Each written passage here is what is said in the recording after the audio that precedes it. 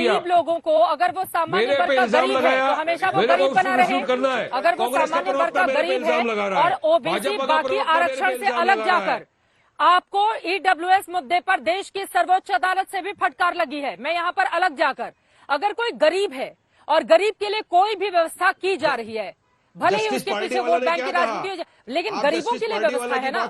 गरीबों के मुद्दे पर आप कैसे बोल सकते हैं कि नहीं वो गलत है? जस्टिस पार्टी गरीब का आदमी हमेशा गरीब बना रहे।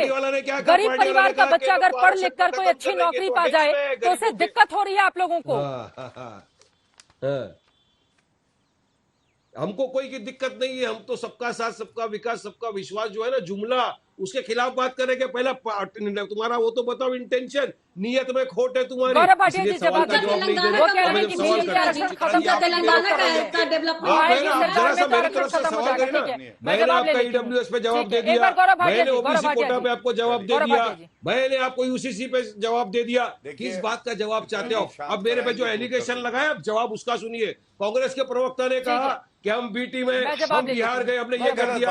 मैं पूछना चाहूंगा, बिहार में मायावती भी लड़ी, बिहार में लालू प्रसाद यादव के साले साहब भी लड़े, उन्होंने वोट लिया। ठीक है, अभी बिहार की चर्चा नहीं है, अभी बिहार की चर्चा नहीं है, गुजरात पर ही आपने जो सवाल खड़े किए हैं जरा उस पर जवाब ले लेते हैं। ठीक है वाले साहब, ठीक है, ओके, ठीक है सर, अब जवाब सुन लीजिए, अब जवाब सुन लीजिए। भाजपा और ठीक है, इसका जवाब देंगे आलोक शर्मा जी, लेकिन उसके पहले गौरव भाटिया जी जवाब देंगे। सवाल तो किया नहीं, जवाब किसका? ईडब्ल्यूएस और आरक्षण पर गौरव भाटिया जी का जवाब सुनिए, उसके बाद आलोक जी के पास आऊंगी। प्लीज बारिश प्रधान जी, मुझे 1 एकड़ जमीन खरीदना हिमाचल प्रदेश में, एग्रीकल्चर लैंड, सेब का बागान। अब बाद में गौरव भाटिया से मिलकर पूछ लीजिएगा कि जमीन कैसे मिलेगी। वारिस पठान साहब का ऑडियो थोड़ा डाउन कीजिए। गौरव भाटिया जी आप जवाब दीजिए, आलोक जी उसके बाद में फौरन आपके पास आऊंगी। धन्यवाद। देखिए चित्रा जी, एक बात जरूर कहूंगा, थोड़ी शिकायत आपसे मुझे है। और शिकायत क्यों है? नोटा से कम वोट आने वाले हैं इनके, और टाइम इतना लेते हैं। अच्छा, ये जब बोल रहे होते हैं इनको खुद नहीं पता होता है क्या बोल रहे हैं। मैं आपको बताता हूं इनको दर्द क्या है। जब ईडब्ल्यूएस रिजर्वेशन आया, इन्होंने विरोध किया, सर्वोच्च न्यायालय ने उस पर मुहर लगा दी। अब ये तो करारा थप्पड़ था न्यायपालिका का, और इनकी पार्टी के लीडर पे था। उनको बताया गया कि ऐसा नहीं है कि गरीब गरीब रहेगा, पिछड़ा पिछड़ा रहेगा, अनपढ़ अनपढ़ रहेगा। समाज बदल रहा है, मदरसों में भी अब कंप्यूटर लग रहे हैं। इनको लग रहा है हमारा वोट बैंक खिसक जाएगा। लेकिन जैसा मैंने कहा, जब इनकी लोकसभा में कभी 5 सीटें आएंगी नहीं, गुजरात में इनकी 2 सीटें आएंगी नहीं, नोटा के इनसे ज्यादा वोट आएंगे, इनकी बातों का उत्तर नहीं दूंगा। मैं एक और बड़ा खुलासा करता हूं और आंकड़ों के साथ करता हूं। देखिए, बेरोजगारी की बात कांग्रेस प्रवक्ता ने करी।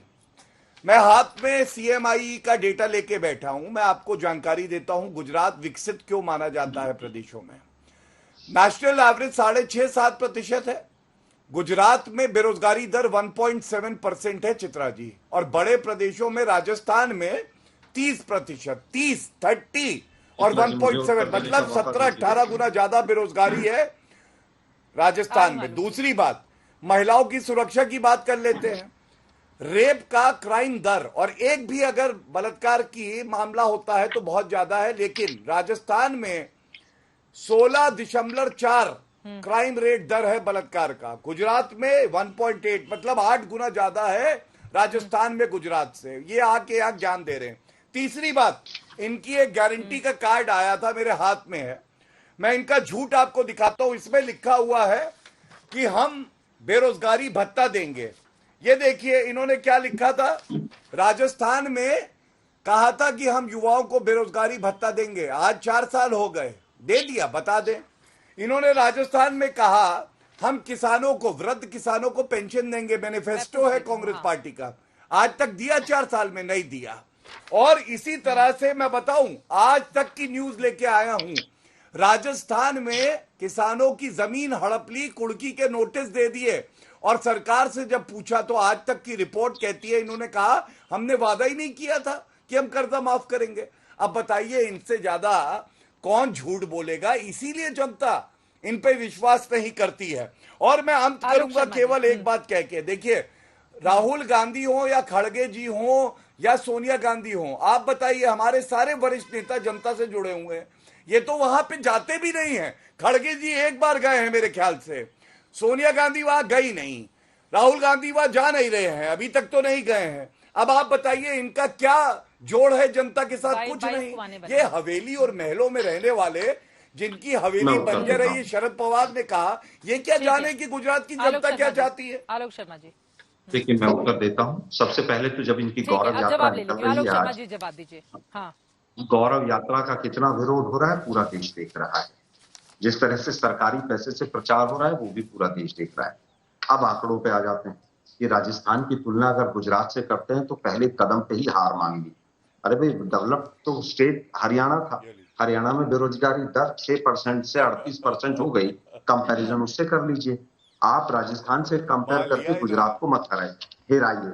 अब बात आती है, अब जहां तक बेरोजगारी दर की बात है, सीएमआई का आंकड़ा है 22 तारीख का 12.5% है 20 साल से 24 साल में, और वो 6ठे नंबर पे है गुजरात। सीएमआई के आंकड़े दोबारा देख लेना। उसके बाद अरे मैं सीएमआई के आंकड़े में तारीख बता रहा हूँ, 22 तारीख के पूरा डेटा दीजिए। अरे सुनिए, मैंने बताया राजस्थान से अगर आप बिहार से कंपेयर करेंगे गुजरात को तो समझ लीजिए आपने गुजरात का भट्टा बैठा दिया है। वापस आते हैं, इन्होंने कहा एम्प्लॉयमेंट की बात हुई तो मैंने राजस्थान की जगह हरियाणा से कंपेयर करा दिया। अब मैं कह रहा हूँ 6000 स्कूल बंद अगर किसी राज्य में हुए हैं तो अकेला गुजरात है। अकेला मोदी साहब के जिस दिन मुख्यमंत्री बने 10,000 करोड़ का कर्जा था, आज 4 लाख करोड़ का कर्जा है। इतने गुना 40 गुना कर्जा केवल गुजरात से बढ़ा है और भाजपा के भ्रष्टाचार की नीतियों की वजह से बढ़ा है। यहाँ पर देखिए मोदी साहब के आने के बाद एक भी मेडिकल कॉलेज सरकारी नहीं बना है। अटल जी के समय पर केवल एक कॉलेज बना था भुज में, वो भी प्राइवेट कंपनी को दे दिया गया है। अगर ऐसा ना हो तो नाम बता के जाइएगा। 900 स्कूल बालिकाओं वाले बंद कर दिए। अब वो कह रहे हैं रेप की बात में आ जाता हूँ, 23% रेप पिछले 1 साल में गुजरात के अंदर बढ़े हैं, जबकि पूरे देश में ही बढ़े हैं। उसके बाद मैं आता हूँ वापस चाइल्ड रेप के ऊपर।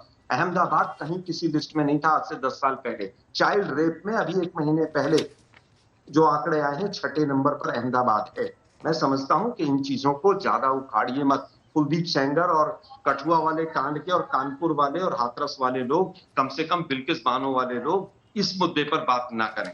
अब बात आती है कि कितने पद खाली हैं। अभी एक चपरासी रैंक के लेवल पर बी ग्रेड की जॉब के लिए 17 लाख एप्लीकेशन थी। 40 लाख से ज्यादा अनएम्प्लॉयड पढ़े लिखे लोग हैं गुजरात के अंदर। 10 लाख पासपोर्ट अगर हिंदुस्तान में पिछले 8 साल में सरेंडर हुए तो सबसे ज्यादा यहाँ पर हुए। यूक्रेन और रशिया से जो बच्चे आए थे एमबीबीएस वाले, मैक्सिमम गुजरात के अंदर है। चित्रा जी, उनका कोई सॉल्यूशन नहीं निकला है। वो पूछ रहे हैं मोदी साहब से हमारा एमबीबीएस कहां से पूरा होगा। आत्महत्याओं की दर 25% गुजरात में बढ़ी है कोरोना के बाद। और ये बात करते हैं वो मोरबी का मुन्ना भाई एमबीबीएस वाला हॉस्पिटल जिसमें रातों रात चद्दर बदली जा रही थी और जिस तरह से वहां पर बदले गए, वो सूरत का शमशान, बिल्कुल सूरत की जो हालत थी और कोरोना की, वो भूल गए। आपके प्रदेश अध्यक्ष रेमडेसिविर इंजेक्शन का जिस तरह से कालाबाजारी करते हुए पकड़े गए थे वो भूल गए थे आप लोग। आपकी हालत ये है।